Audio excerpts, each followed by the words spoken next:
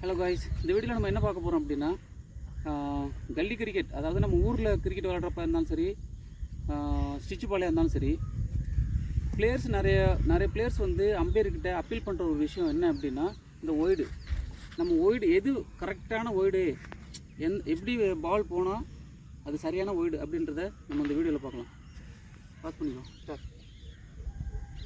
நார்மலாக நம்மளோட ஸ்டான்ஸ், ஒரு பேட்ஸ்மேன் ஸ்டான்ஸ் வந்து மிடில் ஸ்டம்பில் எடுத்து நிற்கிறாங்க, இதான் உங்களோட ஸ்டான்ஸ் அப்படின்னா, நம்ம அவுட் சைட் ஆஃபில் பால் போகுது அப்படின்னா எக்ஸாக்டாக அந்த பால் இந்த லைனில், அதாவது பால் முழுக்க அந்த பாலோட ஃபுல் சைஸுமே அந்த லைனில் இருந்துச்சு அப்படின்னா அது ஒய்டு கிடையாது. பாலை விட்டு அந்த பால் லைனை விட்டு ஒரு 80% அந்த லைனை விட்டு வெளியில் இருந்துச்சு அப்படின்னா அந்த பால் ஒய்டு.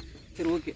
சப்போஸ் நிற்கிற பேட்ஸ்மேன் வந்து இந்த மாதிரி மூவ் பண்ணி போயிட்டு இங்கே நிற்கிறான், இங்கேருந்து பாலை ஃபேஸ் பண்ணுறான், பால் அந்த லைனை தாண்டி போகுது, அது ஒய்டா இல்லையா அப்படின்னு கேட்டால் அது கண்டிப்பாக ஒய்டு கிடையாது. ஏன்னா பேட்ஸ்மேன் இங்கே நிற்கிற பேட்ஸ்மேன் இங்கே போகிறப்போ இங்கேருந்து தான் அதை மெஷர் பண்ணுவாங்க.